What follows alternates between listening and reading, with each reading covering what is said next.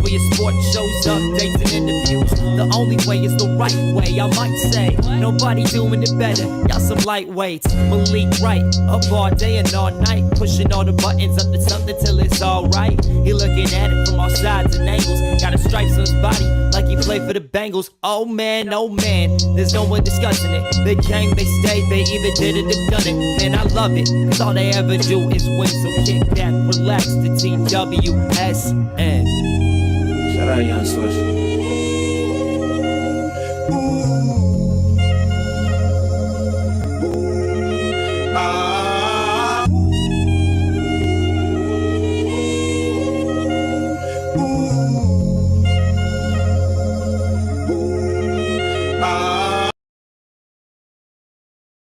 Of the Jungle with Malik Wright, presented by the Right Way Sports Network, TWSN. I'm your host, Malik Wright. Joined my co-host, as always, we've got Danielle Almeida, Logan Fulmer, and Evan McPhillips in the building. Jimmy on the ones and twos, Marissa in studio.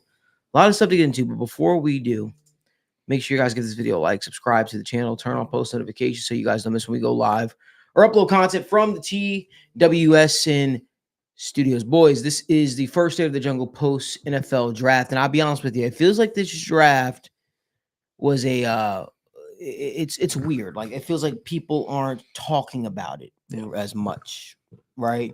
Feels like people are disappointed in the organization to some degree. I'm excited to sit and talk with you guys about it to get your overall thoughts on it. Obviously, we were live for night 2 of the draft. We had a 4-hour stream, which was pretty cool. Where we got to talk you all through the Demetrius Knight pick and so on and so forth. But there's a lot of stuff we're going to get into today. With that being said, we really didn't get a chance to dive in past the round 2 and 3. Before we jump into that, I felt like salt was put in the wound a little bit. Yeah, people who are members of the front office come out and say we had an opportunity to trade back. When you get the chance to trade back in a draft in which you do not have capital and you're trying to gain capital, you know how you're so mum on those negotiations? You know how you're so mum on the updates and Trey Hendrickson? That was probably a time to probably be mum. Yeah. In all honesty. We did not need to know that you needed to trade back because, again, I guess it's up for discussion. Could the Bengals have traded back and still gotten Demetrius Knight? Could the Bengals have traded back and still gotten a Dalen Fairchild? All these things are going to be up for discussion. I'm just curious to hear what everyone's thoughts are. Before we jump into all of that, let's talk about the future of Germaine Pratt, or lack thereof, in Cincinnati. Man, I think we all kind of saw draft 2 linebackers now. We kind of all assumed he was definitely gone after the first one. Then we get the second one, and it was like, okay, yeah, he's certainly gone. At the point of which it comes, is the question now. Like, when does that move get made? When does the trigger finally get pulled? I mean, I would assume it could honestly be any day now. It could. I don't see the point of waiting it out. Maybe they're still trying to work a trade that feels kind of like not a real possibility, but I guess that's the only possible explanation of why it hasn't been done yet. But there's not much going for him here in Cincinnati. Logan Wilson's always been the guy. Germaine Pratt gave us so many great memories through his time here, but they've gotten more athletic. They've gotten more versatile. They've gotten faster, and they've just continued to attack the linebacker position in ways that Germaine Pratt does not provide them anymore. He's not as athletic as he once was. He's not as versatile as he once was. And they just drafted multiple linebackers that are those things. They brought in Orion Burks, who, again, isn't young, but he is super versatile. It does have strengths and coverage and all around the field. There's a clear trend in the linebacker room, and it's just not a trend that Germaine Pratt really fits anymore. I don't really think there's another way to put it at this point in time for him. Yeah, and when we look at it too, the trading aspect, in my opinion, that might be out the window at this point. I feel like if you could have traded him, it's probably before the draft. What's his real value right now? At most, a future 7th round pick. I mean, maybe the reason why they were waiting, I know a lot of times there's, post June 1st cuts, and I don't know exactly how, the cap is allocated, whether that's saying, hey, we can split his, because if you were to release him, you save $5.5 million. And you still have $2.5 million on the book. So maybe it's you'd be able to split that 2.5 between 2025 and 2026. But at the end of the day, I don't see a world where he can stay on this team with the resources you just allocated, right? First off, you save $5.5 million if he's not on your team. And let's play in the world where he is on the team. So you're starting Logan Wilson and Germaine Pratt, and you're having your 2nd round pick, kind of take a little bit of a back burner. You're having the guy, Oren Burks, who you just signed for 2 years, having him take a little bit of backseat. You're having Barrett Carter take a little bit of backseat. I just don't see a world where it's, financially smart as well as just logically smart. We've seen the linebacking position, respectfully, there isn't a huge drop off between Germaine Pratt and Demetrius Knight right now, right? That's what you hope.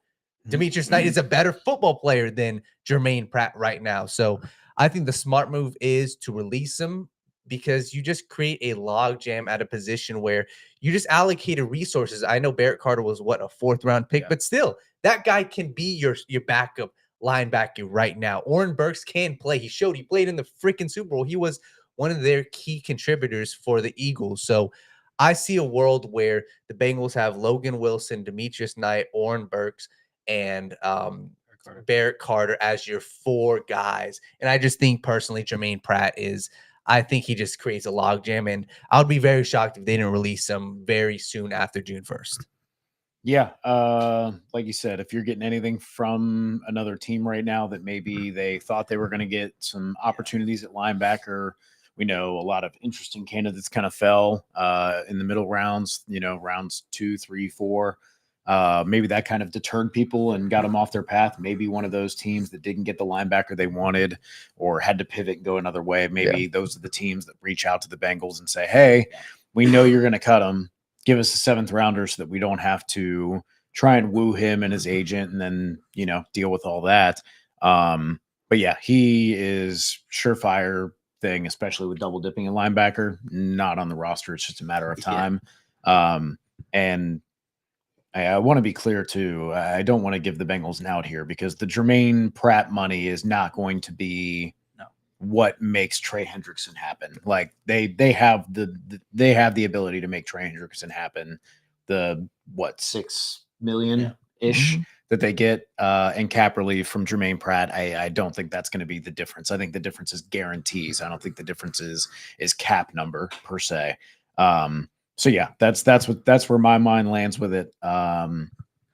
Yeah, turning to a new age of linebacker, like Logan said, younger, more athletic. It's something that they've needed to kind of make a transition to.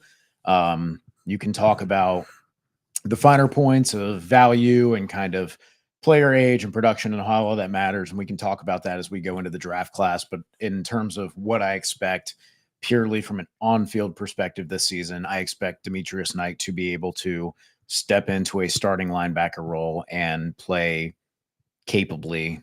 It's just a matter of not necessarily is he a good player. It's just that, are you tapped out? How much better do you get? Is this as good as you get? That's kind of the questions with him when you don't have necessarily the 3-4 years to develop in the weight room, which he's kind of already been like a weight room warrior. But at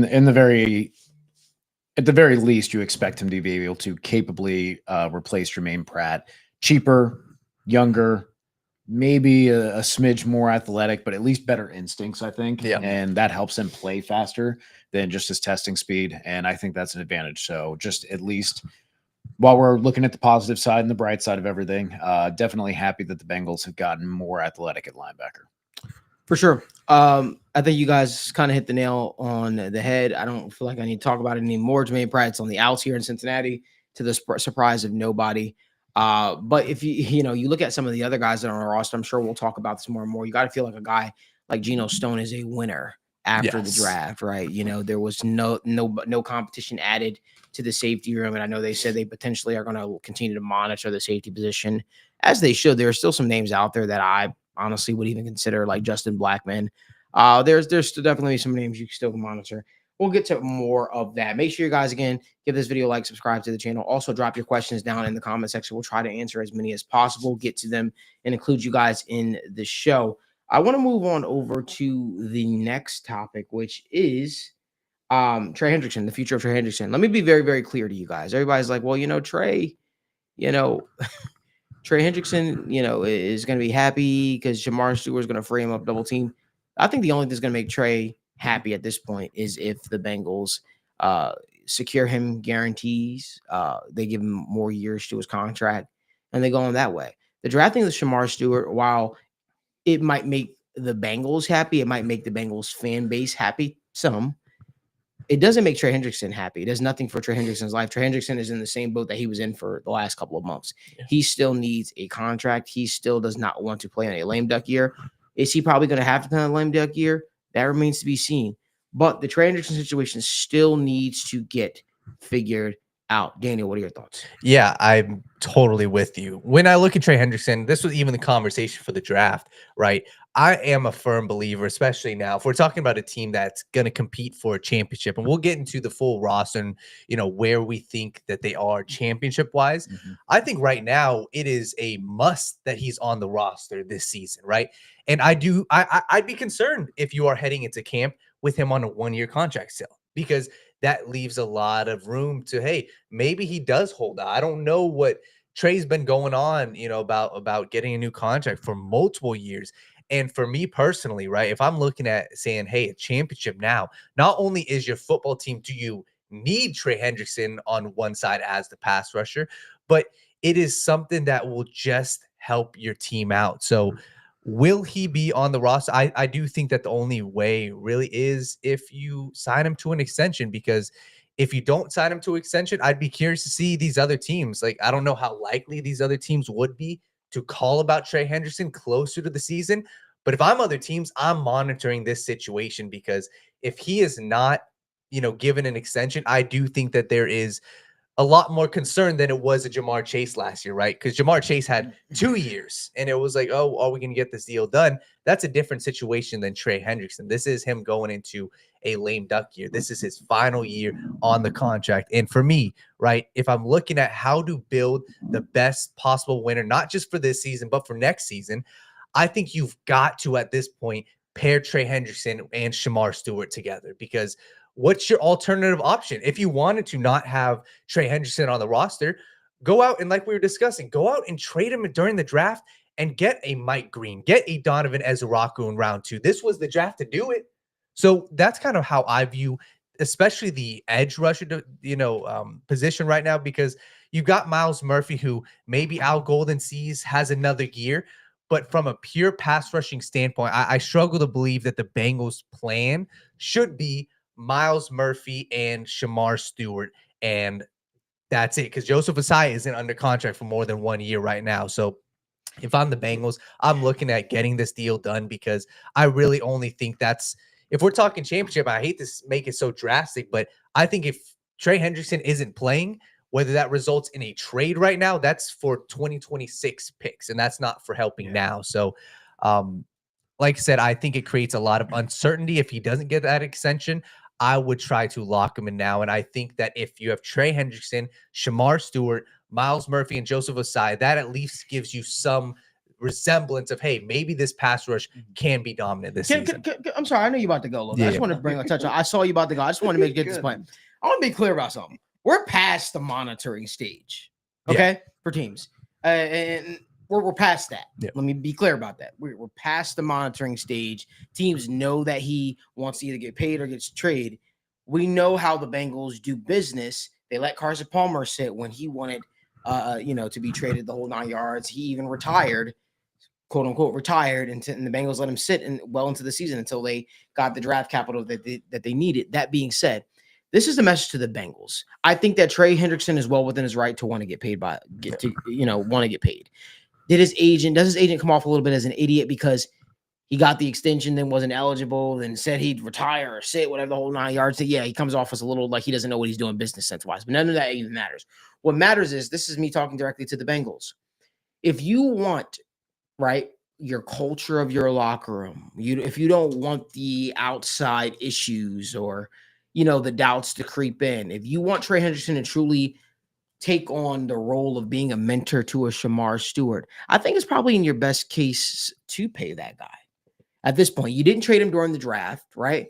So by not trading him during the draft, you probably had your opportunities to trade him. I know for a fact teams called for Trey Hendrickson. But if you didn't trade him during the draft, what message are you what message are you sending? You're sending that you want to keep him. So do you want to keep him for a year? Unhappy, disgruntled, not a team player, not a leader? Or do you want to keep him for the foreseeable future? Because let me ask you this. You just exercised the contract of a guy like Dax Hill, which understandably makes a lot of sense. Seems like he has new life out there at cornerback. Who else are you paying right now? That's the point I come to. And here's the other thing that really sticks with me, because Daniel brought up that he's got 1 year left on his deal. As much as I yes, that is factually accurate. I think the Bengals are sitting there going, we have you for 2 years because we have the franchise tag. Mm-hmm. And if we just want to have a cheap rental with no guarantees and no problems, and we can cut bait with you after we think your prime is going to be on the downswing, why wouldn't we look at the guy who's asking for again, this is me being a ruthless negotiator on behalf of the Bengals, would be, you want guaranteed money. I don't think you're going to sit out and risk your game checks not cashing if you're really trying to get that money. I don't think you're going to sit out a whole year to make this point to us. And then I come back to the point of on Trey, well, hell, if you're just going to franchise me and pay me right now, the franchise tag for this year would be $34.5 million for an edge player, fully guaranteed. If you're already going to pay him $34.5 million next year to be pissed off on the franchise tag, why don't you sit there and take that to the negotiating table if you're with Trey and say, hey, look, we don't want to be assholes. We technically have control and can franchise you for 34, 35, right? You're not Nick Bosa and Max Crosby right now, right? You're not Myles Garrett. You're an exceptional pass rusher. You're solid against the run, but you've never been elite at both for an extended period of time. Completely fair. We don't give you the 34, 35 million that they're getting, but we give you 31, 32 for the next 2-3 years, right? We put a 2-3 year extension on there. That is advantages to the Bengals because you have this year. You can reduce that cap hit. So instead of what's his cap hit this year? 18, I think. 18. Yeah. So yeah, that's where I'm like, okay, if that is your $18 million cap number, if we take $3 million off each of those years and put that on this year, okay, now you're paying him 27 this year. And now you're paying him 28 the other years. That's really palatable. Trey Hendrickson for the next 3-4 years, even if he's on the downswing, you're only paying him at that point like the 12th best edge in 3 years, maybe. Like older pass rusher Trey Hendrickson, like a Justin Houston type. Sure, yeah, I'll pay him 12 money because again, where are you putting that money? Where are you allocating it? What young piece of the defense are you looking at right now going, that guy's going to be here for the next 3 to 5 years? As much as I'm high on guys like Jordan Battle or Chris Jenkins or DJ Turner or Dax Hill, I can't sit here and say, yeah, that's a corner piece for you. So again, where are you spending that money? I think that would be a happy median of like, hey, 31 million, let's guarantee 2/3 of it. We're probably not cutting you anyways because you're a premium player at a premium position. And you're also very good at what you do. With all that in mind, I'm just like, dude, like I can't imagine what the sticking point still is other than the guaranteed money and them just saying, we don't want to pay you for 2 or 3 years because it's got to be length. Like it is baffling. It is baffling at this point because like you said, if you're going to trade, you would have traded him. And now he's going to be a year older with another year of still, you have to negotiate his contract. So you didn't get this cheap year if you were the team that traded for him to do what we talked about where you spread the cap hit out. So now this year's expiring. Okay, well, now you've lost the advantage of being traded for. So now teams are going to go, fuck it, we'll wait a year. Right. We don't think you're going to do anything with it. We don't think you're actually going to pay him on the franchise tag and all that. Like, we think you're just going to get rid of him because you don't want him to be that cancer in the locker room. Right. And you know what's crazy? So 92 Slurps, we appreciate you always in the chat. He says they will extend Trey now that the draft's over, probably to a 3-year deal. You know, I'd like to be as optimistic regarding that. But going off of how the Bengals traditionally operate, they typically like to draft your quote unquote replacement a year out. Yeah. That has been their MO. That is something that Constantly. has constantly. It's they realize, like, why was an edge such a huge need this year in the first round versus last year where you said, oh, we're set, we're good. It comes down to, for sure, them not knowing how the Trey Hendrickson thing is going to play out, or not being confident whether the Trey Hendrickson thing is going to play out. So to Evan's point, while Trey Hendrickson's asking for a contract, if they don't agree to terms on that, the Bengals could just look at it and say, "Hey, we know for a fact that we're going to get you because we are going to franchise tag you again, And you're not going to sit And out again, on you're not gonna- $34 you're not million gonna- dollars guaranteed." right, Like, right, no. right." It's almost like they'll try to tank your value to a sense, because at that point you get franchise tag, and then either you're going to continue playing at that very high level, which means your price tag is going to remain sort of what they're asking for, Mhm. or you're going to fall off a cliff. And then at that point, it's like, oh, well, we went out, we didn't pay them, we aren't guaranteed beyond just that one franchise tag year. I think it's beautiful the way the Bengals are playing it, but I also think it's a little bit murky. I think the situation is a little bit murky. Yeah. We can throw out the contract numbers and talk about what we think works, and I think we've all done that. We've all talked about it at a nauseating pace this early offseason so far. And at the end of the day, we can come up with the numbers that we think is fair, but it's always going to come down to guarantees beyond the first year. It's always going to come down to the structure of the contract and how this thing looks. Mhm. He's maintained he wants to be a Bengal. He wants to see the Bengals win. The Bengals have maintained that they like him. They want to see him win. They believe he's been a great player for them. Okay, well, they're not looking at it as easy as, hey, then if you love him, pay the guy. And he's come out and said, I'm not looking for top dollar. Yeah, I'm not yeah. looking for 38, 40 million, Yeah. 35. He said, I'm not even trying to get Right. Max Crosby's getting. Right. So, okay, we know the number's less than 34 million a year. Now it's like, all right, dude, seriously? Like, Mhm. we can't, like you said, he wants to be here. You guys said you want to have him here. What's the holdup? You know what I think too? I think that if there's a year, and Logan, you can go after this, man. Sorry, I know you've been waiting Yeah, for we a while. kind of cut off on a tangent there. I keep thinking you're in a little bit of a battle here. And this is actually a great place for Logan to segue to, because you're in a little bit of a battle. Because let's say Trey Hendrickson continues his dominant production. Yeah. Right? What happens if Joseph Osai takes the next step this year? What if he takes the next step in those limited reps? Because to be honest with you, the drafting of Shamar Stewart signifies this to me. Joseph Osai is not going to be a starter on the edge. Miles Murphy is not going to be a starter on the edge. As much as they said that was the case before, all indications are Shamar Stewart is going to play early and often. So with that being said, you're not going to get the reps out of a Miles Murphy or Joseph Osai for them to really have those dominant numbers, unless they're just absolutely putting together a freakish season. That all being said, if you're the Bengals, you're faced with a situation. Here's what I think the Bengals would do.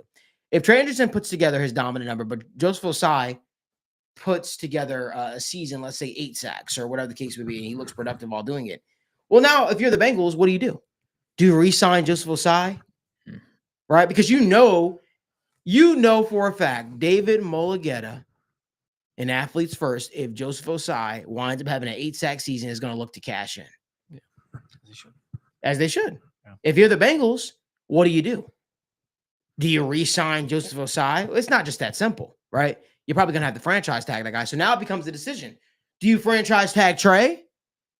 Or do you franchise tag Joseph Osai while you negotiate a deal with the younger ascending player? Logan, what are your thoughts? Yeah, and that's the frustrating part, I think, about the process to me is you don't have to be in these awkward positions that Yes. you keep putting yourself in, like voluntarily. Like that scenario that Malik just laid out perfectly for us is totally possible, totally likely. Joseph Osai looked pretty dang good down the stretch last year. Kind of surprised to see him back in the fold this year, but he is here, and there's a good chance next year, again, he's going to have even if he just produces how he did down the stretch, he's going to have a pretty good season. Then you're just putting yourself in these awkward spots that you don't have to. And that's why everything they do has been so frustrating. Yes, this Trey thing has been annoying, but I think to some degree the Bengals view him as a part of the roster. It just depends. Do they view it as in like a, hey, we're going to extend you, or hey, we got you under control. Mhm. Sorry to be you kind of thing. Like, so, we got you. Like, sorry if you don't want to be here. Well, we got you. So and that's why there's just so much like uncertainty that they could avoid. There's so many questions that they're making for themselves when you're supposed to be answering questions and limiting the gray area and doing all these things. The Bengals have always and forever been somebody that lives in the gray area that creates more questions that there needs to be. And like, I like Joseph Asai. Is there a world I don't really see him being on the Bengals next year? Because like Malik said, even if he has a good season, even if he hasn't done, if he has a good season, he's probably going to play himself out of Cincinnati due to price. If he has a poor season, the Bengals probably don't want him anyway. Well, you know what's weird? The Bengals have always paid pass rushers. Mhm. They've always paid their pass rushers, or at least attempted to a degree. I Yeah. think they would look at Joseph Osai in the age factor and say, hey, we would rather go with the younger guy. And I could totally see him ascending in Al Golden's defense in that style of a role, because if you look at how he was best utilized at Texas, it wasn't actually having his hand in the dirt. It was that off-ball linebacker, that blitzer, that quarterback spy. And that's a role we kept talking about, that Viper role, which we don't know if Al Golden's going to bring that over to the NFL, but that's 100% a role that Joseph Osai could play if they asked him to do so, because that's where he was best used at. Yeah, and you know, kind of just to continue to go off of that. Yeah, sorry. No, you're good. You're good. Just that is another issue that comes to fruition, because let's say that is the case. Let's say Joseph Osai does have a good year, which again, certainly totally possible. And no matter how you feel about it, if the Bengals decided to pay Joseph Osai over Trey Hendrickson, not a single fan in the world is going to like that. You know, no matter if that's the complete, clear, obvious right call. Joseph Osai is great underlying metrics, great pass rush rate. Trey slows down a little bit, but still there's a team lead in sacks. Selling to your fan base that we're going to pay Joseph Osai over Trey Hendrickson is going to be a tough sell, no matter what the production is this year. So again, they're putting themselves in another position of awkwardness, another position of pissing off the fans, another position that you just don't need to put yourself in. If you would just get ahead of something once or twice, or maybe just half a time, like you see it, like they just continue to be and live in that awkward gray area when they just don't have to. Right. And you know, the whispering too for me is, what does this mean for Myles Murphy? Everyone thinks, oh, Myles Murphy's not going to play. I think the Bengals are really planning for Myles Murphy to kick inside. I believe that's the plan. I think he's going to play both, but I think that you're going to see Myles Murphy. You know, matter of fact, Al Golden talked about it a lot, how the pressure is going to come from the interior. Guys like Osai, guys like Murphy, even he said Stewart at points, are going to play with inside. And to be honest with you, I think it's an interesting plan. I think that Murphy could excel there. I think he could. I think he could do well there. We just haven't seen him do it in huge spurts, right? We've seen him do it in spurts, and he's looked good while doing so. But I think that if you're trying to get the most out of this edge room, and you're planning to keep Cam Sample right on the roster, and you're planning to keep guys like Cedric Johnson who look good in limited reps on the roster, that's the only way this thing actually works. Yeah, I think, you know, if we're gonna break down the snaps a little bit too, I'm here for it. I like, you know, and I do it too. I'm a victim of it too. Like, everybody loves the sacks, everybody loves the pass rushing, but like run defense is a huge deal. And not that any of us don't realize that, but it's like that's a massive part in football. And I think there is a very high likelihood that Shamar Stewart and Myles Murphy play the bulk on early downs, with Trey Hendrickson and Joseph Osai coming in on clear and obvious pass rushing situations. That doesn't mean Trey's not going to start and do these things. He'll still work in those moments more often because he's that talented. You want him on the field and these things. But I think Myles Murphy and Shamar Stewart, you know, profile as an elite run defending edge setting duo, which is a massive, massive thing. Yeah, yes, we want better pass rushing production, but a lot of that can also come from putting your defense in a more obvious passing situation, putting the opposing offense in a more obvious passing situation, with the Bengals defense also failed to do many times. If the Bengals are constantly getting guys in 3rd and 6, 3rd and 7, 3rd and 5 plus, then it's not, you know, that's good, because now they're going to try to pass the ball, and that's not positions they got themselves in. So I think there is a world where everybody, you know, I think Myles Murphy can play, you know, on early downs. He can, you know, maybe if he takes a step in the pass rush, he can kick inside. I think there's enough versatility and run defending blend with some of the pass rushing production of Osai and Hendrickson that there's enough to get excited about the room. It's still just like Trey goes down, or somebody goes down, and then the holes start to, you know, come up really quickly. But I think all of them can play. I think all of them can be great in their role. We just have to hope that they are played in their role. Hope is the key word, because we're sitting here going, hey, the guy who played 350 total snaps last season is now going to just step into this role and be the guy that he has very sparingly Who been was that? over Miles Murphy. Yeah. I struggle to just like be like, oh, this is Lou's fault that like Sam Hubbard was playing over Miles Murphy all the time. But like, you have to feel if Miles Murphy was showing anything in practice that like over Sam Hubbard, who needed surgery and was still playing, like he'd find a way to just get on the field a little bit more. Like, I don't know the situation. I don't want to attribute that to Miles being bad or Lou being preferential to Sam because he felt he was more able to handle what he wanted them to. Like, I don't know what's going on there, but it's just like, okay, so like now the defensive tackle room has 4 guys and they all have to be healthy. And then, sometimes Miles Murphy and Shamar Stewart, who's a rookie, are now going to kick inside and play D tackle. But they're also going to hold up against the run, which we haven't really seen them do in the NFL. And even Shamar Stewart was really spotty, and the consistency down to down of like, hey, that was an incredible run defense play. And then, hey, why do you have your head so far down that you don't know the running back's running by you? Or, hey, you were wide open to a guy who's 8 inches smaller than you and you could have engulfed him, but he made you grab air. Like that's the alarming part, is the consistency. Like, I love his potential as an elite run defender. I just don't think it's safe to say he's there yet, because I think he struggles with the disengagement, the disruption. He's so there. It's just finishing those plays, getting kind of the finer points of like getting off of blocks, disengaging, using his length. It's just, there's development that has to happen. So I worry about just penciling in Miles Murphy and Stewart is just like, oh yeah, they're just going to pick up the slack. And it's like, man, that's like a tough ask, because now we're asking them. Clearly the plan, as much as we don't. Right. Yeah. It's just like you wish you didn't have to bring them along that far. And it's the same. And that's the same thing for a lot of these guys, where it's like, hey, like you want to rely on maybe 1 or 2 guys that are inexperienced, but you have faith that they can come along quickly. Whereas like, it's just like, man, okay, so Fig Newton's going to play the slot the whole time coming off of injury. And now we have to rely for 500-600 snaps, 700 snaps of Miles Murphy and Shamar Stewart, who again, just like I think can do it, each of them. I just haven't seen it yet. So it's like, it's a lot to project forward with all of that, with so many corners coming off of injury. It's just like, man, like there is such a wide possibility of outcomes for this defense. And it's kind of weird because the way it's switched, at least the way I view it, I think the strongest room is your linebacking room right now. And it's kind of swapped between, that was the exact opposite, especially with the injuries down the stretch for the Bengals.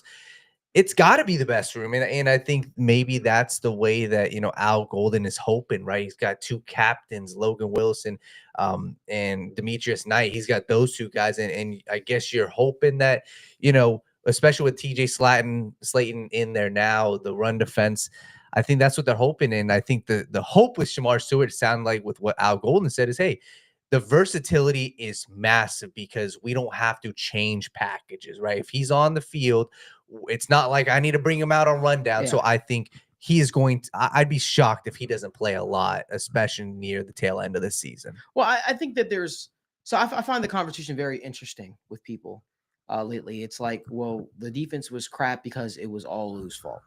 While some of that might be the case, right? In terms of the system being a little bit over complicated, a little bit more complex for players. It's also your job. It's the National Football League to know your playbook and to do your job. But that's neither here nor there. We could debate that all day.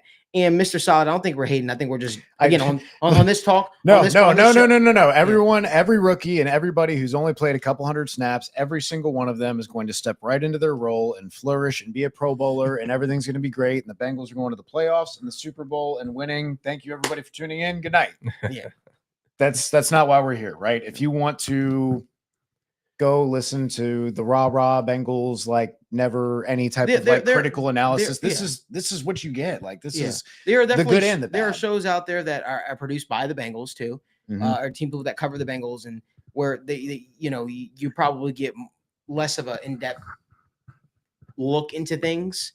So maybe you'll get more of a positive overarching view of the team and stuff like that. And I still think our views are positive. I just think we're just talking it through. I never want our content to come across like we're being negative. We're just essentially going through it, discussing it. We should just be more positive, like Katie Blackburn's mouthpiece, who during negotiations called Trey Hendrickson a diva and a headache. And we should be positive like that instead. Yeah. You'll never when you get both sides of things. So here, so again, there's a little bit of it twofold. So the first year with the whole Luan Arumo thing and the defense thing, and I asked about some of this stuff as well. The defense played poorly under the whole, it was the whole Jesse Bates, Dax Hill thing. Lou wanted to keep Jesse Bates. Everybody knows that's on record. He wanted to keep his safeties. Bengals played hardball. The agent didn't want to negotiate with the Bengals at that point. The Bengals didn't want to negotiate with them.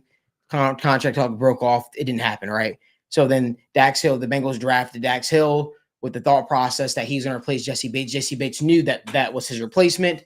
Things were weird. Dax Hill never got the opportunity to really play free safety. He still had Jesse Bates back there. They tried to get Dax Hill in playing slot corner. Didn't, he looked bad. Just put it nicely. His rookie year, he looked bad. So then they carved out a role where he was covering tight ends. All that happened. Jesse Bates leave. Dax Hill's now the free safety. We know how that goes. Playbook. Didn't understand what was going on, which brings us to this year. Last year, Luan Arumo had the opportunity to bring back Von Bell, who was one of his starting safeties that took him to a Super Bowl, that helped them lead them to, the whole change, the transition here in Cincinnati. He did that. From my understanding, Jordan Battle, who I love, everybody knows that, me being an Alabama Crimson Tide fan, didn't take the news well, came into camp overweight, out of shape. When they wanted to turn to him, he still wasn't ready, so they had to ramp him up and get him going.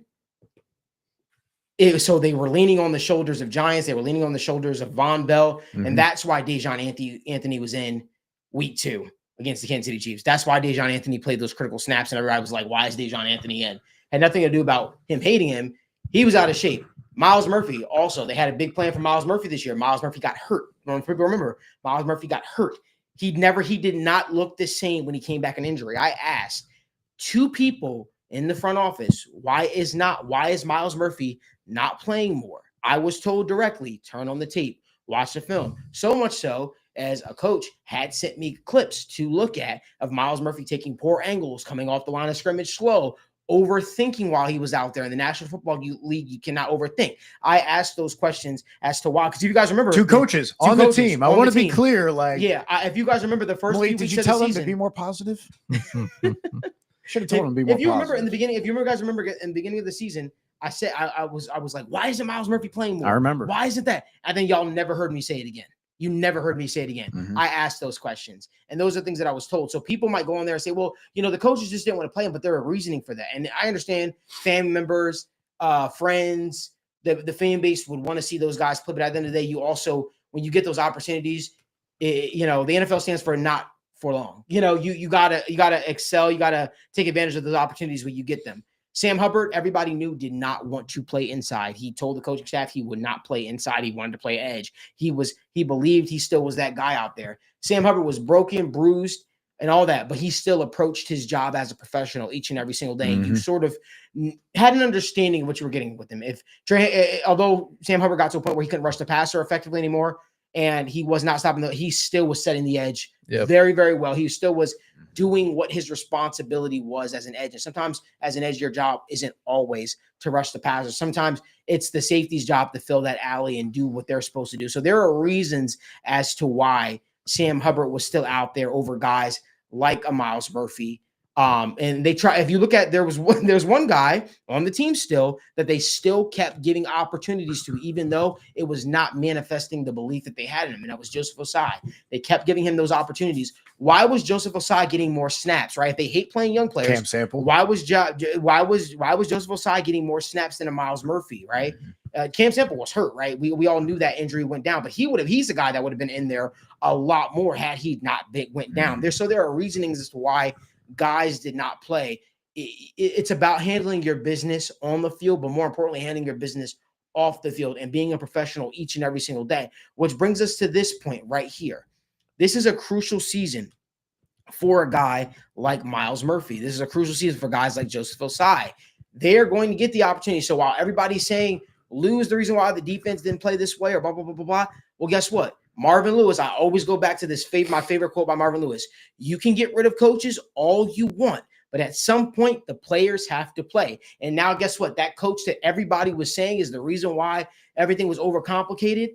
He's not out of the door. He's down the road, down 75 in Indiana, coaching, being the defensive coordinator for the Indianapolis Colts. You have a new guy in here who's coming off of a national championship appearance and a successful last couple of seasons with Notre Dame. And his calling card is his ability to develop young players. Al Golden, the floor is yours. All eyes are on you. The world is watching you. The eyes of Dey Nation is on you. So all those things that you're being praised for that they said you could do, you now got to do. I believe in Al Golden, but here's one thing I will say, because the Bengals linebacker unit had one of their best seasons under Al Golden. One thing I will say about this, though, is now you have an interesting calling card, because you can't say, well, Trey Hendrickson can sit on the bench. Or I saw somebody in the comments say Trey Hendrickson could only play 40 snaps a game. So you're paying Trey Hendrickson $18 million a year to be a situational pass rusher? Is that what you're doing? No, it's not what you're doing. So they've got to find a way to make this whole thing tick. We understand it's a long season. It's, 17 games? Mm-hmm.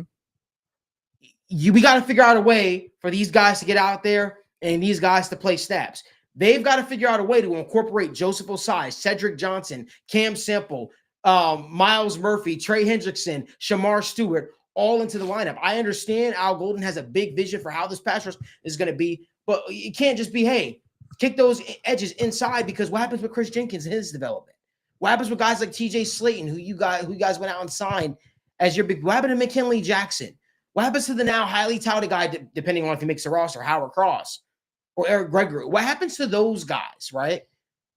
It's on this coaching staff now, the defensive coaching staff, to find opportunities for those guys. So I'll keep saying it over and over and over again. The players have to play. But more importantly, the coaches now need to put them in a position to actually play. Guys, we could talk about this all day, but while we're here, we got over 140 people watching us live, only 23 likes. If you guys could do us a huge favor, give this video a like, subscribe to the channel, turn on post notifications so you guys don't miss when we go live or upload content. We want you guys to drop your questions down in the comment section so we can get through to all of this and talking things through with you guys. One thing I want to talk about now is, do the Bengals feel the pressure to win now? Are the Bengals in a win now scenario? Logan, what are your thoughts? I mean, like, you should always feel the pressure to a degree to win now. Your quarterback is who he is. You've just signed the receivers. We all know who they are. There's so many positive things on that side of the ball. There's so much production on that side of the ball. There's so much excitement. There's everything you could ever want is on that side of the football. You should be able to win games because of it. You know, I don't think there's any way, shape, or form that you could or should be okay. Anything besides winning football games, as long as Joe Burrow and Jamar Chase and T. Higgins now are here. There should never be a year of planned of development, a year planning to, rebuild, retool, whatever. That should never be the plan. I can't express that enough. There's no other way to put it. They should never be okay with being anything other than good. That I don't understand how there could be a thought process of anything different. They have to capitalize on these once in a lifetime kind of talent that they have somehow lucked into with Joe Burrow and Jamar Chase. They have to continue to take advantage of these things. And, these kind of people do not come around often for anybody. They sure in hell don't come around pretty often for the Cincinnati Bengals. Yeah. And which is why everybody is so excited, which is why everybody has so much optimism and so much excitement for it. But they need to kind of start acting like that. They need to push the boundaries, which again, we've talked about so often. There's no doubt in my mind that they should feel the pressure to win. They should want to win. They should be doing everything they can to win. And if that's not the case, I don't think we have the right people for the job. Yeah, I think for me, the frustrating and the part for me that I've kind of switched a little bit over to is I don't necessarily know if they're in the business. Obviously, the Bengals want to win the Super Bowl. I don't see them operating as if this is the only year that matters, right? And something that kind of got brought to my attention is when you look at free agency, right? The fact that they re-signed T, they've got Jamar Chase. In their minds, they've extended their window 5+ years. And that's the frustrating part for me, because I look at it and say, hey, you never know when someone's going to get hurt. You never know when your opportunity is gone. But when we talk about the guys who are free agents after the season, there's not notable names. I mean, we're talking obviously Trey Hendrickson, but you got Ted Karras, Cordell Volson, Zach Moss. Like, the core is under contract for the next couple years. And that's what makes me look at it, say, hey, whereas these other teams like the Buffalo Bills will trade up in the draft, these other teams will go out and make big splashes, like the Washington Commanders go out and trade their draft picks for Deebo Samuel, Laramie Tunsil, try to win now. The Bengals just may not see it that full way, right? Hey, you brought in your defense coordinator, Al Golden, who's going to supposedly be there for a long, long time. So set the foundation now. I think that's how the Bengals are approaching this. And I'm not totally disagreeing with them, but I think if we're going of the mindset, if you're trying to win now, I'm not fully sold that's, their sole mindset. I think that maybe they say, hey, if we were in the playoffs last year, if we won 1 or 2 more of those games, we could have won the Super Bowl last year. And I think that's how they view it. And I just don't look at this roster right now respectfully with this defense. I look at some, let's look at the depth chart of the cornerbacks. I just don't know if there's moves that shouldn't be made right now. Offensive line, I don't know if I'm relying on Cordell Volson as my backup offensive lineman. I don't know if I'm relying on these guys in the playoffs in crunch time. If I were to predict what the Bengals think, I think that they think their team right now can make the playoffs. And if you got Joe Burrow, Jamar Chase, and T. Higgins, you've got a chance in any game. And is that the right mindset to have? I'm of the belief that if you got Joe Burrow, I'm totally with you. But I think there's other moves to be made. And that's just my frustration, because when you look at it, who's the big free agents next year? It's Trey Hendrickson, and that's pretty much it. So that's my thoughts on the Bengals. And like I said, I feel like they should have more of a sense of urgency, because you never know when your window is gone. And I know you got Jamar, T, and Joe Burrow, but I feel like there still should be more urgency with the Bengals. Yeah, I mean the easy answer is that the Bengals absolutely feel pressure to win.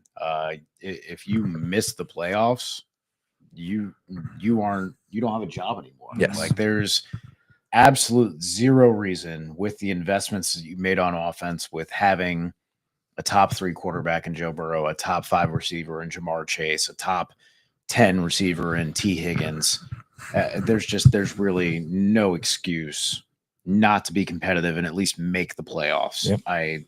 There's so many teams that can't get out of their own way, that aren't talented enough to even really hang in a full NFL game with a lot of teams, and you just can't be in possession of all of this talent and all of this ability and all of this continuity that you've had on this offense over the last 5 years, and still come up short against all these teams that are still just trying to find their way, right?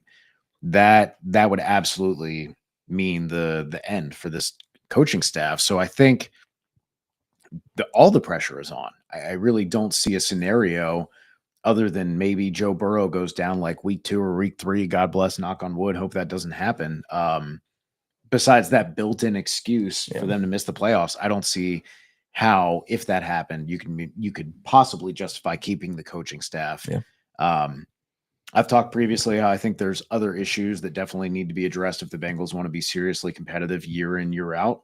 But that's a larger conversation that we'll have when we kind of come to that. If it does come to that, hopefully they make the playoffs and have a deep run and things go well and people stay healthy and you can kind of have years where you get to build. I would love for Al Golden to have more than 1 year as a defensive coordinator if they clean house. Like, I feel like that always sucks when you see a coach come in to a staff and get his shot when things are already so contentious. It was the Texans head coach a couple years ago. Was Lovie Smith, where it was like, hey, we're already tanking this year, and like, we're going to hire our more desirable coach next year, but you're just going to hang out here for a year and just kind of be a punching bag. And it was like, damn, dude, Lovie deserves better than that. Like, so that always sucks. I hope he gets more than 1 year, because I think he can be a quality defensive coordinator. I'd love to see him get the chance to actually work with guys and develop them over 2 or 3 years.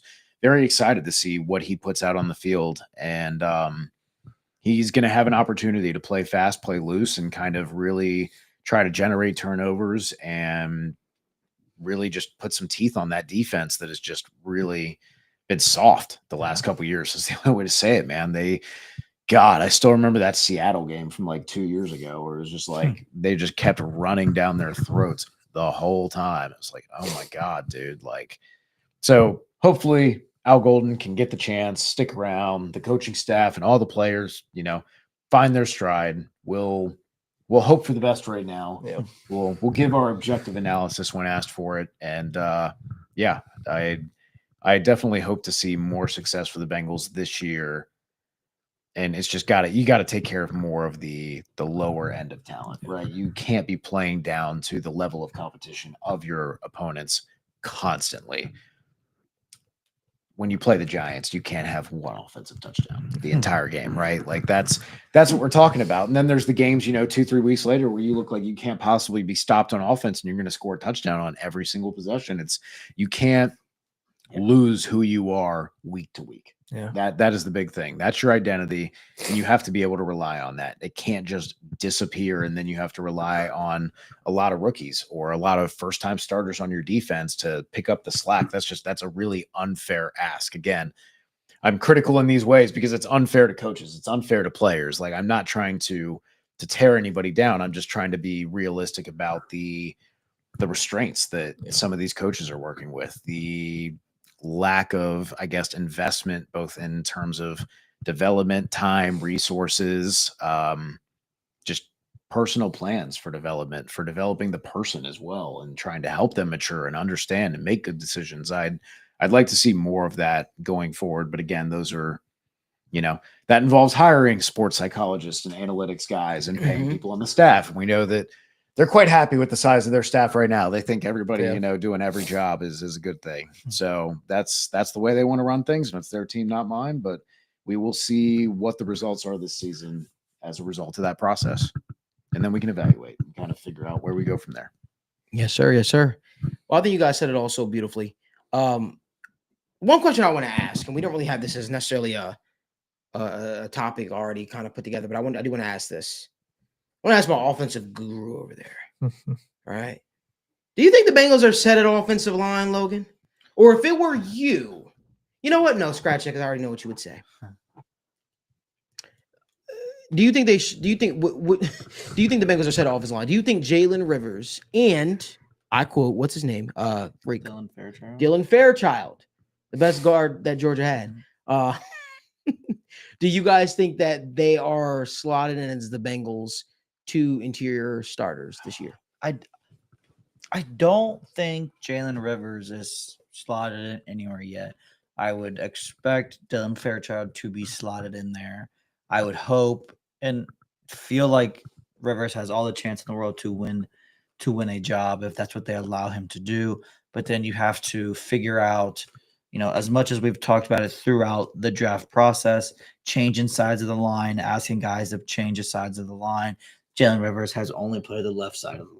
Yeah. So now if he's going to win the job, you're asking him to win the right guard job, which he could easily do. Very, very, very easily do. I don't want to say he can't, because again, every person moves differently. Everybody reacts to it differently. They're not going to move Dylan Fairchild to the other side of the line, I would imagine, because he was obviously drafted higher. Who knows how that all works out? But if it was me, I would let them. I think at this point you have to let them both almost be the guys, figure out what you got now.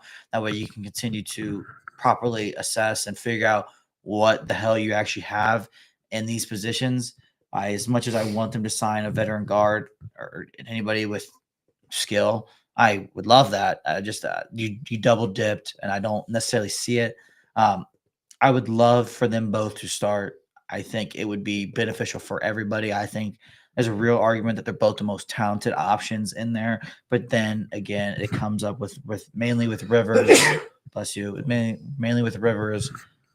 How does he transition from one side of the line to the other? Are the Bengals expecting that? Are they penciling him in as a left guard, left tackle, swing, backups to over there? Or are they really going to give him a true opportunity to win a right guard spot? Are they going to give him the reps to potentially win the right guard spot? I want both the young guys to play. As much as I may not like one or the other, they both should play. the guard play last year was absolutely atrocious, and there's almost no downside of playing them. And I want them both to play as much as physically possible, assuming they're penciled in at the starters, not because people are getting hurt. Can I be with you, Logan? Yeah. I like what I saw from Jalen Rivers personally. I like Jalen Rivers a lot. I like Jalen Rivers. I like Jalen Rivers a ton. I even like some of the stuff that I saw from Dylan Fairchild. I don't this whole thing that he's an anchor. I don't know if I'm there yet with him. I think he has for some room to grow. I think his hand placement could be better consistently. But I do see why guys like Matt Miller, even Dane Brugler, why they view him so highly. I'm just curious, what didn't you like? Or what areas are for improvement are there? Because I think sometimes when we jump on the show and we have a mic in front of us, people think, "Oh, you're a hater. You're this, that, and third." But you breathe football. You live football. You literally coach it 24/7. Like, what is it about? What is it when you turn on the film and you watch Dylan Fairchild that you didn't like, or created some cause for concern? Yeah, I think first and foremost, right to the film. I talked about it on draft night. Is one of the most glaring things to me. I love Jared Wilson, first and foremost. That was no secret. And Jared Wilson is very good at football. And, when you have Tate Ratledge on one side, the guy not named Tate Ratledge is going to get a ton of help. When you're getting a ton of help from a very good prospect to me in Jared Wilson, your life's going to be pretty easy. And I think that's what Fairchild did. I think in years past, he's looked a little better. He's done some better things, showed a little bit more signs. But this year specifically, I expect him to be good. He's got an elite center next to him. He's going to get all the help in the world from the center position. His pass blocking grade should be good because he is getting so much help from the center. And that alone just kind of tells you how to feel about him. Not that he's necessarily bad, not that he's a bad player, but he's just clearly worse than the other option of sending help to, which is immediately like a cause for concern. Yes, it was Tate Ratledge. Yes, Tate Ratledge is a good player. Yes, Tate Ratledge could have been drafted by us earlier, however you want to shake it. But just when you are constantly the interior guy getting help, that is I don't want to say a major red flag, because there are circumstances and he could very well be I don't want to say necessarily the outlier, but kind of the outlier. He's not I don't really think he's much of an anchor. I don't really see how people see that. He's not very powerful. He plays hard. He plays physical. He plays like he wants to be that, I think, but that's not really who he is. And, and that's just on the field. That's just on the tape. But then when you have those questions and you don't test athletically is a huge red flag. There's not much, you can't fully grasp the upside of a person when the tape is up and down. There's plenty of questions from the tape, and then you don't test. He's just not giving you much to hold on to for hope. That doesn't mean he can't be good. Maybe his pass blocking numbers are maybe more of a true reflection of who he is as a pass blocker. Maybe those reps by Jared Wilson helping all the time aren't fully what's holding this number so high, but it's very hard to isolate the true clean pass blocking reps that he gets. And maybe in those, if that was easier to isolate by the film community, by the community, draft community in general, he would be higher. Maybe he'd be lower. But I don't know. There's just so many questions about Fairchild that start to add up for me that gives me why. I said on draft night, there was not much for me giving me hope or leading me to the thought process of drafting Fairchild at 81 was great. If we drafted Fairchild at where we drafted Rivers after we drafted another offensive lineman, it's a completely different story. Now, counterpoint though. Okay, I know PFF had him ranked outside the top 100. I know Dane Brugler, who's been doing this professionally for a long time with the Beast, has had him ranked outside his top 100. I know you brought up some very valid some film concerns there. Don't you think you're being a little negative though, dude? Counterpoint. I watched a prep conference with him and vibes. So I don't know if you know this, but he was a wrestler and he was very good at it. And so, yeah, Logan, actually, he's going to be a Pro Bowler right now. So fuck off, dude. I like it, and in general, Daniel, he's not happy. Come on, I was pretty upset. You got something to say, man. Yeah. I think he's probably better than I am. We've heard enough negativity. All right. There's not much Daniel, he come could on, be man. great. He could be Put great. a smile on my But face. there's not. Yeah, Daniel, come on. No, I think my and just looking at the other side, I do think that there is upside, and I can absolutely. I can buy it, and what I can buy with it is he's 21 and he fits what the Bengals want. And right, it's the 6'5", it's the size, and when you watch, he does play with the nastiness, right? My He does. concern isn't even Fairchild, right? It is the other side, right? Because you're playing heading into the draft. This is what offense coordinator Dan Pitcher said is, hey, we got guys in the building that we like and that can compete. So your plan is Cody Ford, who's moved everywhere. Okay. Is it Cordell Volson, who's mainly played left guard, but okay, he's going to compete for that. Okay. Is it Lucas Patrick, who has looked abysmal at times at center? Like that's what concerns me. That's the plan. I think Cordell Volson is a fine backup, sure. But the plan right now heading into the season is we are going to have Cordell Volson, Cody Ford, Lucas Patrick compete for our starting right guard spot. For me, that just doesn't sit well with me, right? Dylan Fairchild, if we're going to fully buy into it, all right, he's going to compete. Left guard is his to lose, or his to win, rather. So our plan heading into the season is those three guys are going to compete for right guard. For me, it just doesn't sit well when we have guys in free agency still available that can at least start. But is that realistic? Because it seems like they brought in Lucas Patrick for a reason. They brought in, still have Cordell Volson. You brought Cody Ford. I guess is the hope is maybe Cody Ford is your swing tackle, your backup tackle. But that's the plan right now at right guard. That's what concerns me because there are other available options.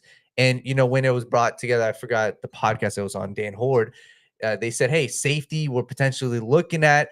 It didn't sound like offensive line is something that they were looking at. For me, I'm looking at safety to improve. I'm looking at guard. If there's somebody out there that can potentially help you, at least try. And that's what I hope. I do too, but I go back to like the coaching staff, the front office, everyone is so polished when they talk to the media that they always say the right things. If you remember after the combine, our conversation was Duke Tobin's fired up in his press conference, says things are going to be different. Things are going to be different. And again, it's just, they always say the right things about we're looking to add and we think we should be a better team. And then they have a press conference where suddenly they say, oh, we don't think we need any starters. It's like, what? Yeah. What? And then you say things like, oh yeah, we had plenty of opportunities to trade back, but we love our guys. And I'm like, are you saying that because you're like so sure about your evaluations that you're proud of that fact? Like, I sit here and even if I'm high or low on a prospect, like the prospect of trading back and getting more picks, like how many times do we look at there in the second round and the third round and the fourth round and go, oh my God, like there's 3-4 guys I can't believe are still there. It's just tough when now everything's starting to come out, right? And people who are in the know of the Bengals draft board circles say that at the top of the second round, they had Demetrius Knight, and then they had Tate Ratledge, and then they had Kevin Winston. If you take Tate Ratledge there, and suddenly Kevin Winston is there, and you had him as a top 50 grade, and you were going to take him in the second round, well, now your draft is Shamar Stewart, Tate Ratledge, and Kevin Winston, and holy shit, like now we're cooking with gas. You've got 3 top 50 players there in your top 3 picks, and hey, maybe you even decided to trade back in some of those spots, and maybe you don't get Tate Ratledge, but now instead of just getting these 6 spots, 2 of which are linebacker, which again, I love the idea of a double dip, but not when you have 6 picks and you have linebacker, 2 offensive guard spots, swing tackle, defensive tackle, safety, tight end, running back 2, cornerback depth, and an edge player.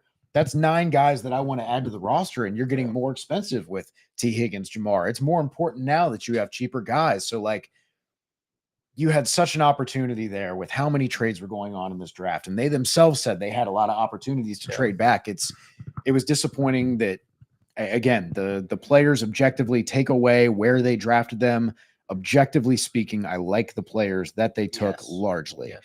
But the value does, in fact, matter. Because, again, if you take a 4th-round guy in the 2nd round, well, if you trade back from the 2nd round to the 4th round, how many picks do you get? That's the value you give up when you draft that player is, hey, if you would get a 3rd and a 4th round pick for trading back 10 or so spots and you overdraft a guy by a round, well, now you're not just overdrafting a guy by a round, you're losing out on potentially another 3rd and a 4th round pick when the board looked the way it did. And you could add a Jamari Caldwell, you could add a Jared Ivey, you could add a bunch of these different guys to where, holy crap, like yeah, we have a lot of rookies, but we have so much depth in so many positions, and that's going to be an absolute dogfight, like it will be at guard, to where we end up with a lot of good spots. So that's kind of the frustrating thing about these press conferences and these media appearances, is because like it's so hard to tell what is genuine and what is just lip service to like, yeah, we're always looking to add players, we're always looking to expand our staff, but like, are you really?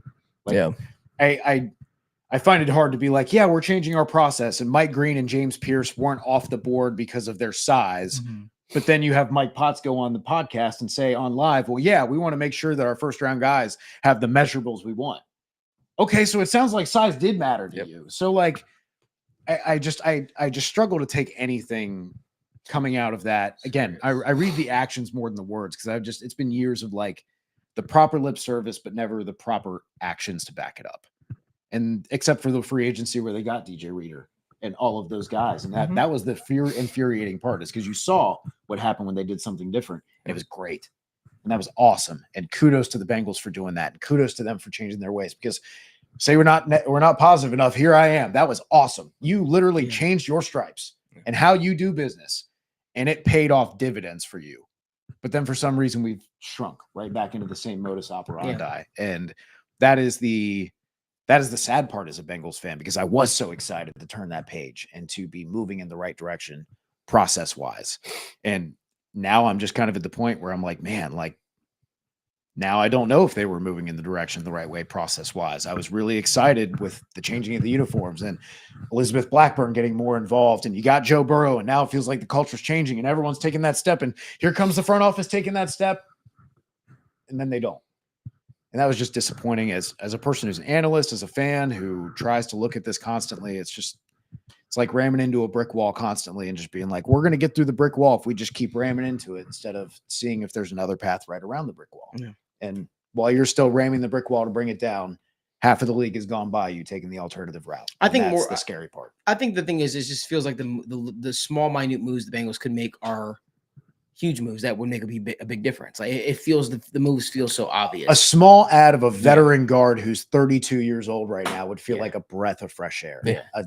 Adding a 32, 33-year-old Justin Simmons.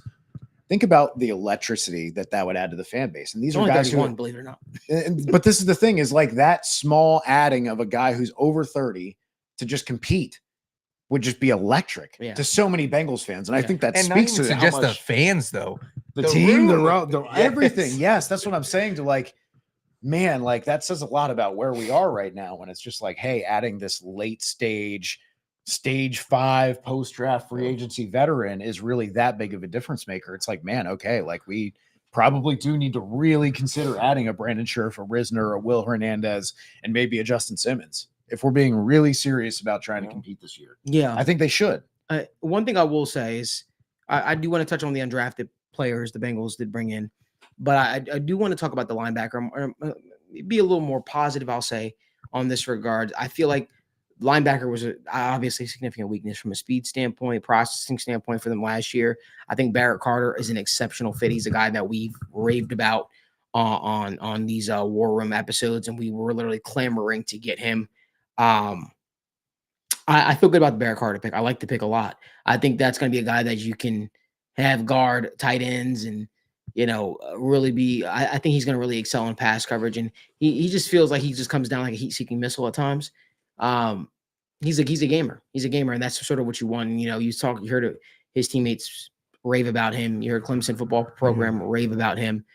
Demetrius Knight, again, while he's older, you do feel like he could be an upgrade over Germaine Pratt this year.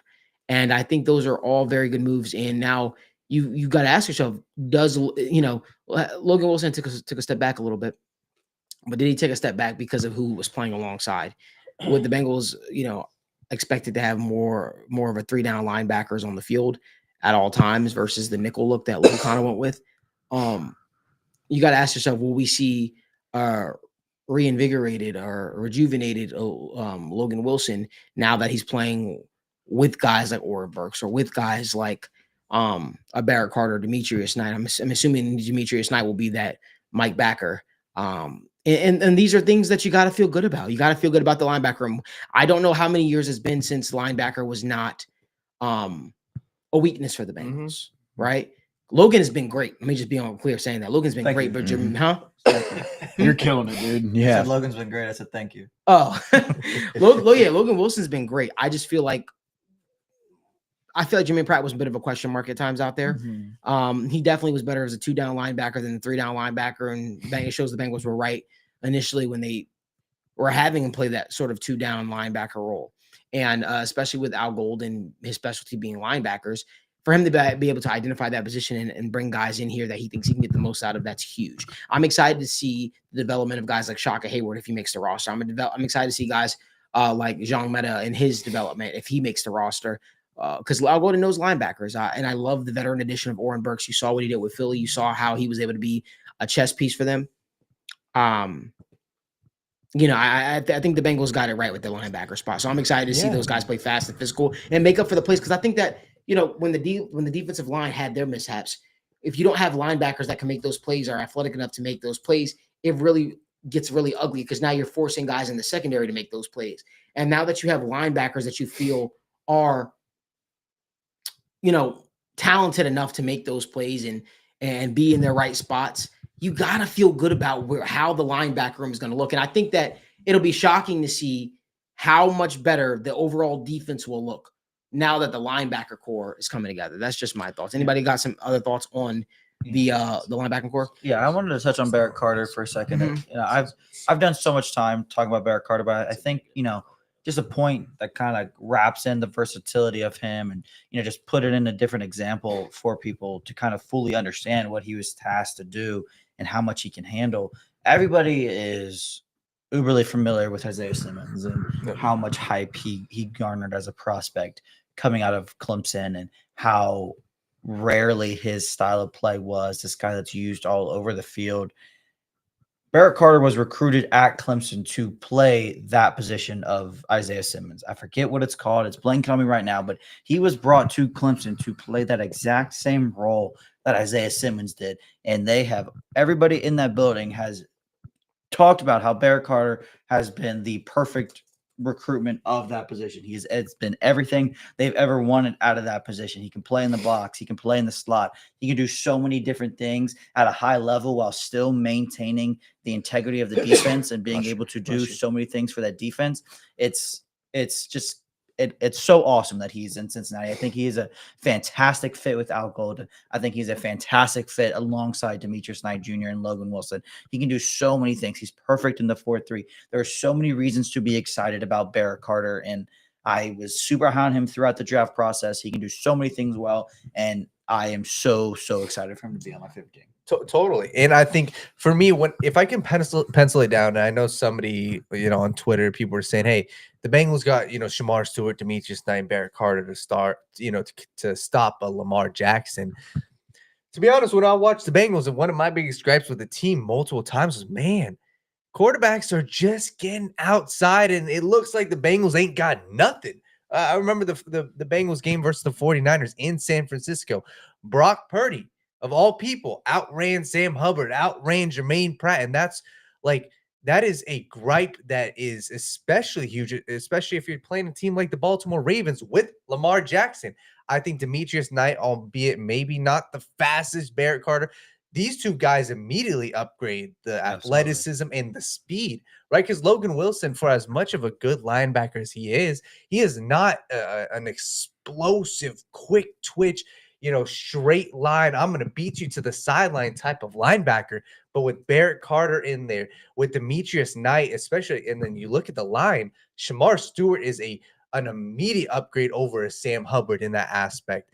I think that is one of the biggest positives, if I could point to the 3 draft picks on the defensive side, of saying, hey, if there is a clear need, it is speed when guys get to the outside, whether it's quarterbacks. We saw it many times. Jalen Hurts. We saw it, Justin Fields a couple times when they ran some of those plays. Man, if you can have, and I know I'm going to the defensive line, but if you can coach Shamar Stewart up a little bit, and saying, hey, discipline in the read option, that is not even a question anymore. Saying, hey, that dude has the speed to get to the outside. And that is the hope, with Barrett Carter, with Demetrius Knight. And that's something I'm personally excited, because I that's a gripe I have, saying, hey, especially on 3rd and longs, man, if you're a linebacker and you have him within your reach, you've got to be able to make that. And I truly believe Barrett Carter and Demetrius Knight, I believe both of those guys can be in that role and can make those tackles because so many times we've even said it looking at tight ends, right? You've got to be able to cover tight ends, and that has been a massive hole for the Bengals, whether that's scheme or just straight up linebacker play. I look at Germaine Pratt, man, and not to bash on him fully, but there's times where he's just a step slower, and I know immediately Demetrius Knight, Barrett Carter, they are going to give me that extra step when it comes to speed. So that is something I'm super excited about when it comes to those three guys, on the defensive side. But For sure, Daniel. I want you to. Well, this is the part of the show where we want to start answering people's questions or just looking at some comments and commenting on them before we get out of here. If you guys could do us a favor, give this video a like, subscribe to the channel, and turn on post notifications so you guys don't miss when we go live. Over 160 people watching us live. We greatly appreciate that. Only 56 likes, guys. Give this video a like. By the way, what the hell is happening with the Reds right now? 9 down, 9 zip. What it is, man. rough. Damn. Just got over 500 too. Been playing some good ball, Man, man. I picked a good day to not sit in our seats at the Reds game. I Man. know, I was supposed to go yesterday, and then it rained out and shit. Saved me some Okay. stress, I guess. Yeah, hell yeah. God. But yeah, Daniel, let's get to it. Awesome. So we got some questions. First off, from our guy Chris Horsley Jr. from a little bit ago. He said, "Who day, folks? Do you guys think Taj Brooks will become the running back 2 this season? Him and Chase Brown can definitely complement each other. What's your thoughts on Taj Brooks?" If I may, because if we remember, Taj Brooks is one of our late round picks that I really loved as a potential for the Bengals. And to answer someone else's question from earlier, one of our favorite picks of the draft, Taj Brooks would be one of mine because I looked at the level of production that Taj Brooks had, and I looked at his versatility, and I said, you can literally pass block. You can run routes and catch the ball capably. You have pretty natural hands for a running back. You force missed tackles, even though you're not athletic. That was the big knock on him, is that you just didn't have the long speed. You just weren't very sudden. But the guy constantly is so fucking hard to bring down. He's so dense. He's a bowling ball of a human. He's Chase Brown size, but probably like 220, 225. So again, even if he's not making guys miss with speed and quickness, he is so great at the jump cuts, the lateral ability, making it really hard to get straight angles on him. And because he's so dense and his contact balance is so good, then he just can have guys glance off of him. Really love what he can bring. He almost reminds me of kind of like maybe a souped up Samaje Perine, where, hey, this is a guy you can trust to run routes out of the backfield. And yeah, he's not going to take a wheel route up the field and go 25 yards, but he can absolutely catch those checkdowns and get 4, 5, 6 yards in front of you. Like as soon as you make first contact, he's going to get another 2 yards after that on short yardage runs. We've talked constantly about how the Bengals have struggled in short yardage situations. This is a guy who can absolutely help turn that around, who is great at finding the space, great at powering through and knowing when to get north and south as opposed to east-west. I love everything about him. The only thing, like we said, is you've got a lot of touches, which self-scouting, again, I constantly say, not right about everything. We're constantly learning more things about this game. And one of them that people have recently done in data studies is, hey, do running backs really break down faster if they've had more touches in college? But counterintuitive, no, that doesn't seem to be the case in reality, even though we would think so. So I don't want to tally that as necessarily as heavy as a negative as I normally would previously in my career of kind of evaluating players and kind of figuring out where to value them. I think Taj Brooks is a steal and absolutely could ascend to the RB2 spot, because I think I think he can do everything Samaje Perine can do, but better. And he's younger, he's cheaper. And really, I see them basically having Samaje Perine as like a safety net. But as soon as Taj Brooks proves that he can do what he can do and pass protect and still handle the next level, I really think that he could realistically unseat Perine and maybe make him a possible cut candidate by the end of camp. There's only 3 running backs over the last 2 seasons in college football that have put up 3,000 total rushing yards. Ashton Genty, Marion Hampton, Taj Brooks. The reduction profile is off the charts. The downhill ability is phenomenal. Compliment to Chase Brown. He checks so many boxes for what the Bengals need at the running back position next to Chase Brown. Yeah, and one last thing on that, I'm a huge fan of Taj Brook. I think when you look at especially the NFL, respectfully, 1 out of every 15 rushes goes for 15 plus yards. Not many times you're going and needing that breakaway speed as a running back. You need that extra 1 to 2 yards. And the knock on Taj Brooks was he doesn't have that long speed, but everything else you want from intelligence, from knowing where to go, quick one cut. He is that. I'm a huge fan of Taj Brooks. Great value. One thing I'll say I agree. I do think he's a guy that you can see ascend up the depth charts for the Bengals, but I think there's no way Samaje Perine doesn't make the roster, only because the Bengals have this thing about them where when they go out there and they say, hey, we made a mistake and we really want a guy back, they do everything in their power to give that guy every chance, to make the roster. And here's the thing about Samaje Perine too. I think Taj Brook is going to have a phenomenal preseason. I think it's going to be. I look forward to bet. I know people don't like it. I look forward to betting those preseason props of him rushing over 50 yards or whatever his thing's going to be set at. I think Samaje Perine is going to come into the season as running back too, and I think just over time, Taj Brooks is just going to chip away. He's going to be that candidate. Watch, Evan. He's going to be that guy this year that had a strong preseason, and we're like, why isn't he running back too when the depth chart comes out? And then just over time, it'll just be like, all right, Taj Brooks is in there, even though I think you see more and more of him, man. He has so much more pop and power. It always felt like Samaje Perine would like catch the ball and then like fall forward for another yard or two, like by nature of gravity, or just like his muscle mass, and he would just kind of like lean into it. No, like Taj Brooks wants to fucking kill you when he's coming down the field. Like he is not interested in just falling forward. He is going to go through your fucking chest forward. Like that's the difference. And like, if they don't wrap up properly, if they use their shoulder instead and he survives, like that's how you turn those Samaje Perine disappointing checkdowns and short yardage runs from 2 to 3 yards to 5, 8, 10, 15 yards. And he creates explosive plays through his physicality, through his manipulation of leverage. And that kind of feel for me, running backs, when you have that understanding of leverage and how angles, pursuit angles particularly, are coming at you, and you know how to play with them. It's like a wide receiver being able to run the smoothest routes and use head fakes, because it makes up for so many other things of lacking athleticism, ability to separate, explosiveness at the catch point. Doesn't matter if you're just breaking guys off. Right. If they can't get good angles on you, if they can't get good position on you, and he is one of those players who was just very exciting for me in that spec. He's a special player. Yeah. Side note, if you guys can do us a huge favor, give this video a like, subscribe to the channel, and turn on post notifications so you guys don't miss when we go live or upload content from the TWSN studios. We've only got 63 likes, but over 160 people watching us live. We greatly appreciate you. Also want to, before we get to one last comment or question, I want to send my condolences to Evan and his Miami Heat. For it's we're kind of toiling in the years post Wade. Can you do me a huge favor though for a second? I'm not trying to be a jerk, but can you do me a huge favor for a second? And I don't know if you guys know, but we said that we're gonna start transitioning, especially this upcoming football season. You guys are gonna see us take the sit down show, and the guys are gonna be more incorporated with the show on a weekly basis, because we love sports as a whole, from basketball, some of us MLB, UFC, and so much more, even betting.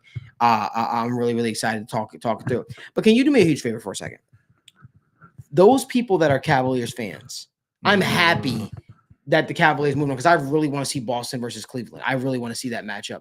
But can you tell them why that victory against you guys should not be like taken with so much oh, we're world beaters, because I literally had Cavaliers fans telling me, oh, we're going to the finals. And I'm like, you beat the Miami Heat with Tyler Hero. And they're great. They're a great team. They're a great team. That's nothing. You don't have to sugarcoat for me, Malik. You're fine, man. I know. All right. I love Bam Adebayo. Yeah. I think he's fantastic. I think he's one of the best playmaking bigs, not named Nikola Jokic. He has very good hands, very good vision when they do run the ball out of the elbow with him. Yeah. They have so many athletes and good cutters that's like my favorite kind of offense, is like point Bam at the elbow, throwing him a couple different looks. Yeah, you mentioned it. Like, let's be honest, Bam and Tyler are your best players right now. And I appreciate what Tyler has developed into. He is a heck of an offensive player. He's found ways to be more involved in other facets of the game, has been a lot more aggressive in getting rebounds, has been a better facilitator and on-ball creator as opposed to being so far off-ball. Those don't make up for the athletic limitations. Those don't make him a better defender. And there's not nearly enough talent to even call anybody like a big three on this team, right? Like it's barely a big two. It's like a big 1.5, right? Like I just and as much as I love the whole hashtag heat culture, when you get into the playoffs, it is about, and I talk about this all the time for NBA, for NFL, like the playoffs are such a different animal because coaches hone in on you. And even especially in the NFL, teams are much more likely to keep to their like, hey, this is our regular season plan. This is the offense we run. This is the defense they run. And then you get in the playoffs and suddenly they're running the fucking 1-3-1 zone when they've been man all fucking year. They've never touched a zone. Because they see some matchup they like where they say, hey, we're playing a guy who can't shoot threes. So we're going to leave him and you're going to be the under the basket guy and you're going to be the baseline runner because if they catch a corner three, well, he can't shoot it anyways. Like teams in playoffs for NFL and NBA are much more likely to just throw shit at the wall that will fuck you up. Like, and they will religiously target you every play, like they did Cam Taylor-Britt last year in spots where as soon as they realize you can't hang, they're coming after you. Unfortunately, there's a lot of spots like that on the Heat roster right now. So I don't want to take away anything from Cleveland because it's still playoff basketball. Anything can happen. Heat are still overall pretty good defense, but absolutely Cavaliers. Just like, I mean, there's 3 players probably not even in their starting 5 that would probably be like starters for you. Probably end up being starters. Yeah, it's a tough look for Miami. Hopeful for the future, but yeah, right now not the very competitive team. More of the Heat teams that snuck into like the 8 and 7 seed post LeBron and Wade, and less the LeBron and Wade. I like to see the Heat get really competitive in the offseason and try to acquire their services of like a LaMelo Ball or somebody like they that. have the money, they have the assets. resources. That's the thing is now you're giving Pat Riley and Mickey Arison, who just is literally, hey, blank check, whatever you need, let me know. Just come on over and knock on the door. I love this. People are asking us questions. This is why people need this from us, guys. People are saying Bam needs to be a Laker. I think Nick Claxton's going to wind up being the Lakers guy this offseason. Someone said heat culture is dead. We'll see. I still think as long as Eric Spo is the coach, I think that guy can. As long as they still got maybe that's one thing I loved about the Heat is the continuity that the Bengals don't necessarily have. Or they have continuity in the bad way, right?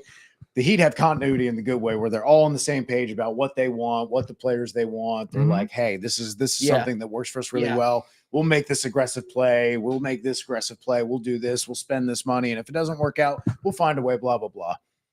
That's the encouraging thing until you don't have Mickey Arison willing to do anything that Pat Riley and Eric Spoelstra want.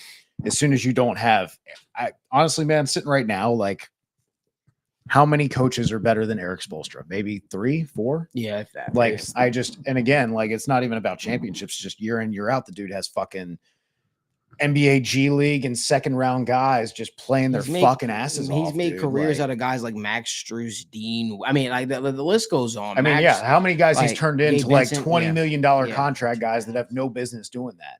He made Hassan Whiteside a max player. Yeah. Like after being cut from teams and being nowhere. Like I have all the respect in the world for Spo. All the respect in the world for Pat. And man, I'm coming with you. I'm looking forward to talking ball with y'all, not just NFL. Yeah. I'm talking about all things. You know, even getting Logan in his element talking NBA, man. That's gonna be fun talking more ball with you guys. Because I'll be honest with you guys, we aren't gonna be sitting up here every single goddamn week of the summer just talking about Bengal stuff. We're gonna have that. It's gonna be a long summer if we did that, and a pretty boring one. But we will be talking Bengals. So. Somebody Gary Jones and Malik will Porzingis' health be the X factor for Celtics? Honestly speaking, the Celtics haven't been healthy for a bit. Jason Tatum is not the healthiest right now. Jaylen Brown has a dislocated finger. Porzingis got a gunshot wound to the head. And not really. It was the little joke on Twitter he saw. But and then you got Drew Holiday who's been out of the lineup. So you haven't seen us at full health yet. And then the ball-headed magician just chooses not to show up whenever you bet on him. So we'll see what happens there. Derek White, if people don't know what I'm talking about. But listen, as far as going back to Bengals talk, sorry, I didn't mean to deviate from that. I think the Bengals actually wind up carrying 4 running backs this year. I think those 4 running backs are Chase Brown, Zach Moss, believe it or not. Well, you only Taj have 4 Brooks defensive and tackles Samaje to keep, Perine. so you Yeah. got plenty of room Yeah. elsewhere to keep. Yeah. Yeah. God, I want to fucking throw myself from a 2nd-story balcony when I hear that. Man, I'm trying to tell you, man. It's gonna be That's so interesting. rough. All Well, right. what free agent do you even sign a D tackle right now? Like that's the part that kills me is because I can go, there's free agent guards, there's free agent safeties, like there's other guys out there, and I'm just like, what's a D tackle? And it's fucking cue the tumbleweed going across the screen here right now. Cause like, what do you, again, like you said, it's just you got to kick all your DNs inside. Yeah. Hey, when you got a defensive end that's I don't even know how much he weighs, 275. Shamar. No, well, Samar could definitely do it. Samar can. I think Cam Sample probably is 275. Yeah, I was talking about but, like, Miles Murphy. He's like 275. isn't he? Yeah, He's a big boy. we got to stop trusting Texas A&M's fucking 290 for Shamar Stewart, please, guys. He did not lose 25 pounds in 2 months between the combine and the end of the season. Like, I was gonna say, he was already muscled up. If he was like 360 pounds and like just like suddenly started exercising and like eating right, like maybe, but like you don't just lose 25 pounds of muscle by dieting in 2 months. Like Shamar Stewart's gonna be explosive for the Bengals, man. I'm excited. No, but I think he can do that. I absolutely think he can do that. If you can, he's got the frame for it. You can absolutely get him up to like 280 and kick him inside a little bit. Like that's the great, like we talk about the positives with him, man. Like, yeah, the strength profile could absolutely survive inside. Oh yeah.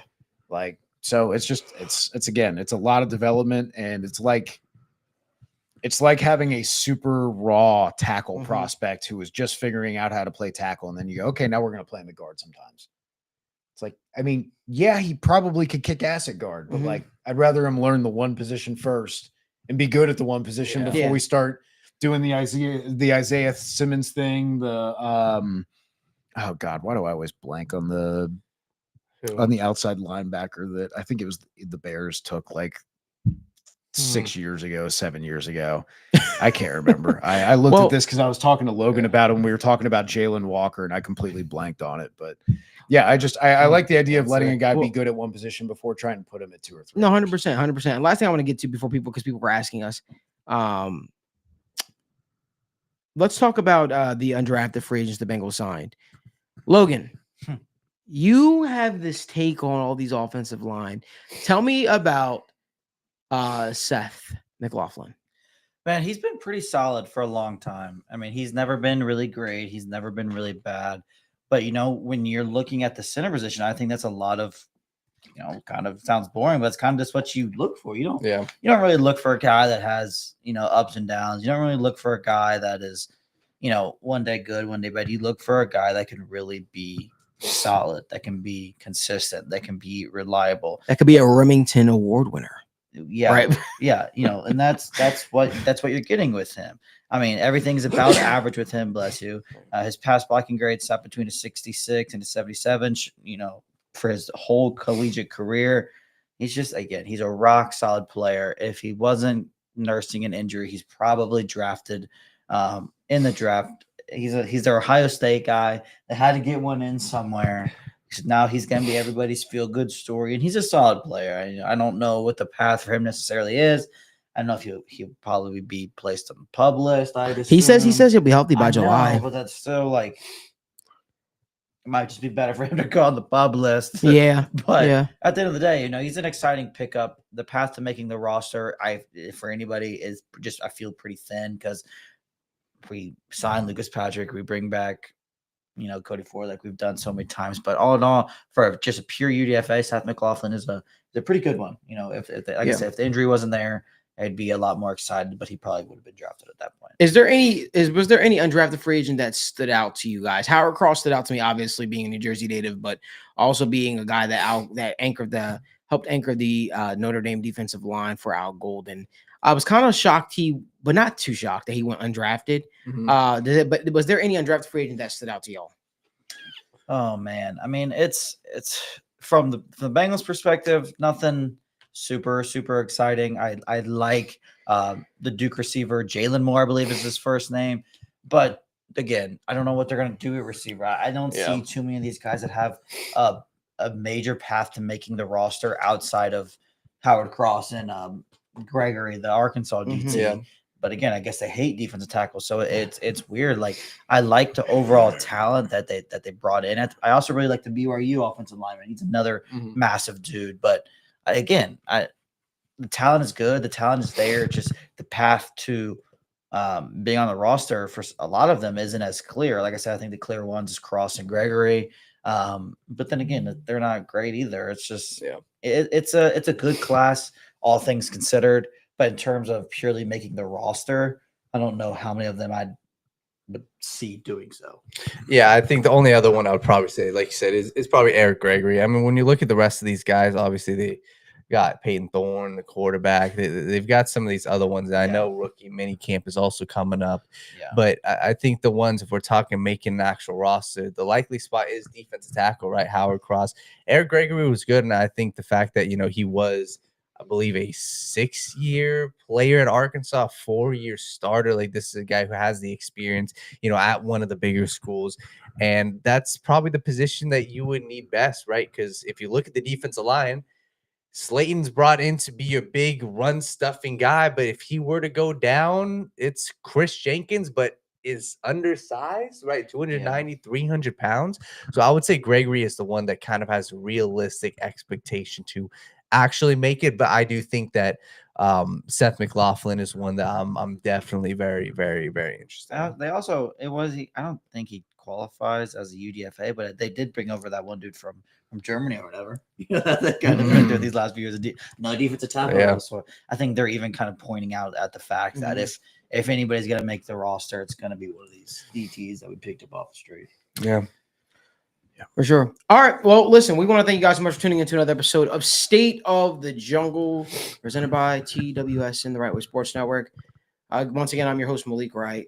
Joined by my co-host as always. We've got Evan, we've got Logan, we've got Daniel. And we appreciate you guys spending your Wednesday evenings with us as always. Little news, next week we will not have a show. We will not be having a show next week. I will be on a beach in North Carolina. And we'll be back the following week. I'm gonna sit and talk with the boys and see how often we want to do the show State of the Jungle throughout the summer time, because I want to make sure these guys get their rest in as well. But I also don't want to miss out on our camaraderie that we have. So I will tell you though, this upcoming fall, I do expect us to do more stuff related around sports one another. But we appreciate you guys for tuning in with us. We know that on this show, you guys won't always agree with our takes or agree where our stance are on things with the roster or sports in general. But part of the cool thing about us here is we want you to join in the discussion. We like to have the discussion with you. We like for you to disagree. We like for you to agree. We like to just talk ball and sports with you. We appreciate it so much. We appreciate the support that you guys give this channel.